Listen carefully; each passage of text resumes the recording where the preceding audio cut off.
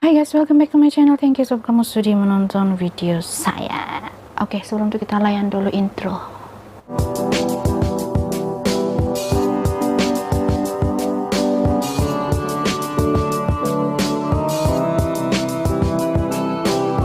Pernah kamu dengar nama Chris Watts, guys? Saya rasa kamu pernah dengar nih. Kalau tidak banyak, sedikit pun mesti ada. Chris Watts ialah seorang lelaki atau suami yang telah membunuh istri dan anak-anaknya sendiri. Kejam atau tidak? Kenapa saya terpanggil untuk buat video tentang Chris Watts kali ini adalah karena lately saya tengoklah beberapa YouTuber update tentang Chris Watts dan saya nampak dia punya latest life ialah dipenuhi dengan glamorous, which is yang sepatutnya kita tidak sepatutnya mempromot seorang yang psikopat macam dia, ya kan. Pas itu yang saya paling tidak boleh berani itu ialah ramai peminat dia, terutama di kalangan ladies. Oke, bagi kamu yang tidak tahu tentang cerita Chris Watts ini, mari saya bagi kamu timeline ataupun kronologi daripada case Christopher Watts ini sendiri. Oke, kita mulakan dengan perkenalan Christopher dan istrinya Shannon melalui Facebook pada tahun 2010, berkawin pada 3 November 2013 di North Carolina. 17 Desember 2013, Shannon melahirkan anak pertama mereka, yaitu Bella Marie. Bella Marie selalunya dipanggil sebagai Bella.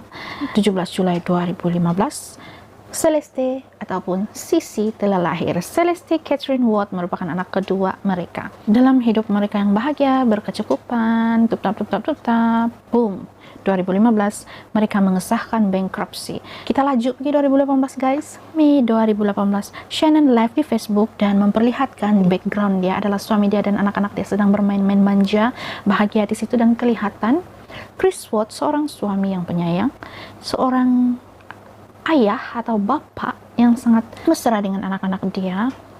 Kelihatannya lah macam 11 Jun 2018, Shannon memberi kejutan kepada Chris Watts yang dia mengandung lagi anak nomor 3. Shannon mengharapkan suami dia bergembira dan mempunyai rasa bersuka cita sebab mereka akan bertambah anak lagi. Sayangnya, reaksi daripada Chris Watts agak berbeda sedikit, lebih kepada tidak berapa menerima tapi terpaksa. 11 Jun 2018, Shannon membuat postingan di Facebook beliau tentang betapa beliau menghargai suaminya sebagai seorang suami dan seorang ayah kepada anak-anaknya yang sangat-sangat baik. Dalam ucapan selamat hari Bapak Shannon kepada suaminya itu terdapat ayat seperti ini. Saya bacakan dalam bahasa Melayu ya guys. Chris, kami sangat bertuah, kami memiliki awak. Awak sangat ambil berat akan kami. Awak adalah sebab utama saya berani untuk setuju dengan nomor 3. Maksudnya anak nomor 3 lah kan. Awak seorang bapak yang luar biasa dan kami bertuah ada awak. Selamat hari Bapak.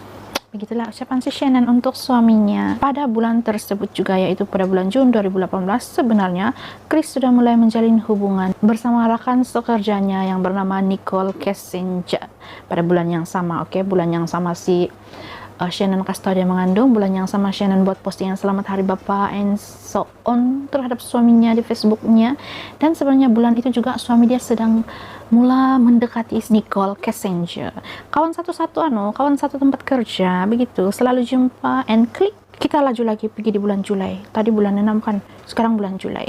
Pada bulan Julai, mengikut pengakuan si Chris semasa dalam penyiasatan polis, dia mengatakan bahwa pada bulan Julai dia dan Nicole Kessinger sudah mulai berhubungan yang lebih intimasi. Mereka melepaskan segala-galanya dengan mulai berhubungan fisikal.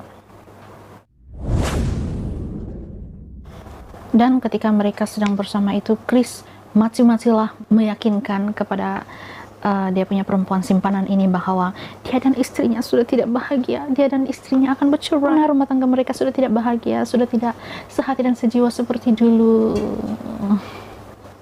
Selalu begitu ya guys, ladies, jangan kamu tertipu. Bila dia cakap sama cerai sudah sama bini siapa, minta surat cerai. Kalau dia bilang baru mau bercerai, maknanya itu sekadar alasan dia untuk menyedapkan hati kamu saja.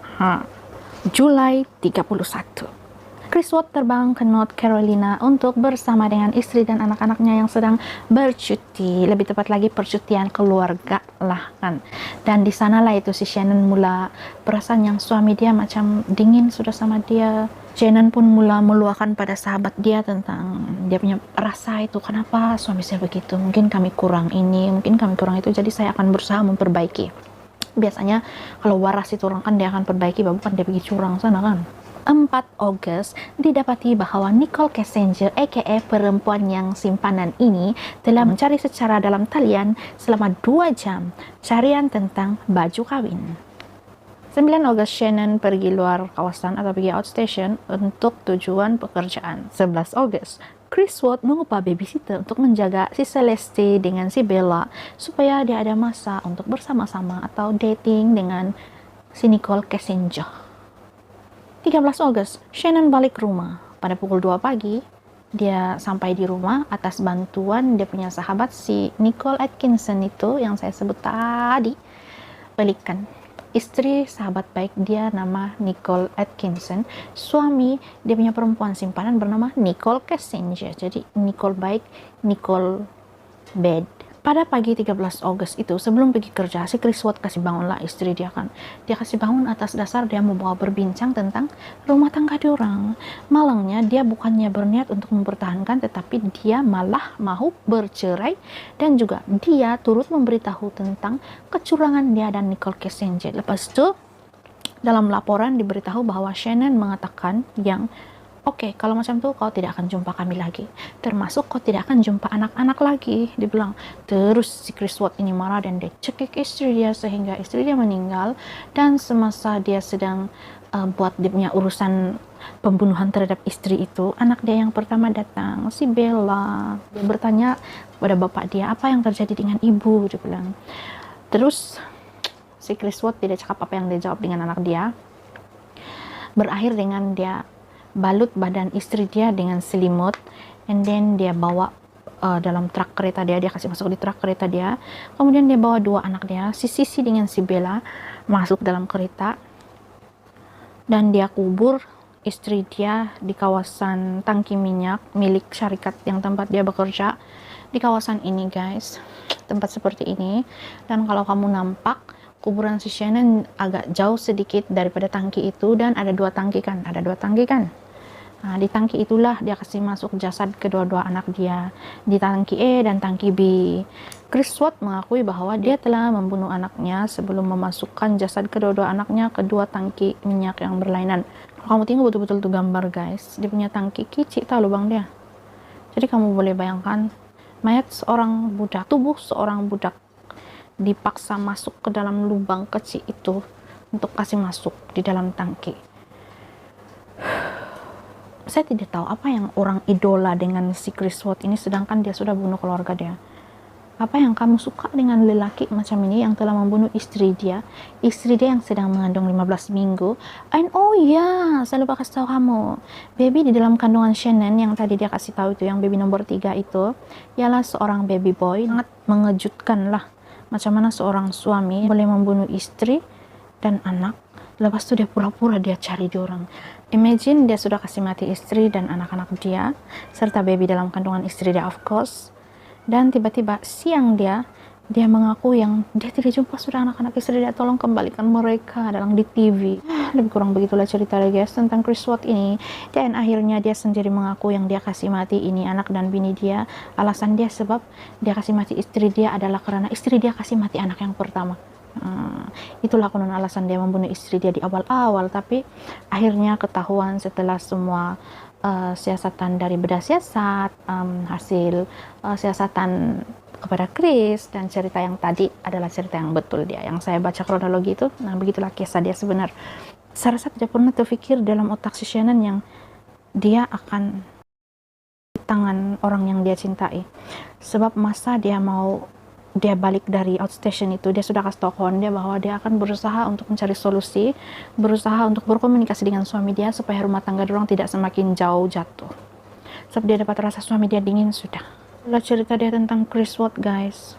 Kalau kamu mau yang lebih detail, kamu boleh cari di YouTube, banyak cerita tentang Chris Watts. Paling banyak adalah media-media berbahasa Inggris kan. But you know me, I always tertarik dengan case-case yang begini.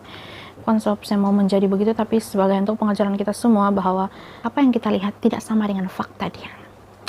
So, be careful guys, apapun keputusan yang kita buat, jangan buat ketika kita sedang marah. Apapun komen kamu di bawah, silakan komen saja. Saya cuma memberitahu sedikit saja tentang case ini, dan saya tidak merubah fakta-fakta daripada case ini, melainkan saya ada tersilap buat research, so maafkan saya jika ada kesilapan. You guys are awesome as always. Thank you for watching. Teruskan bersama saya di next video. Bye.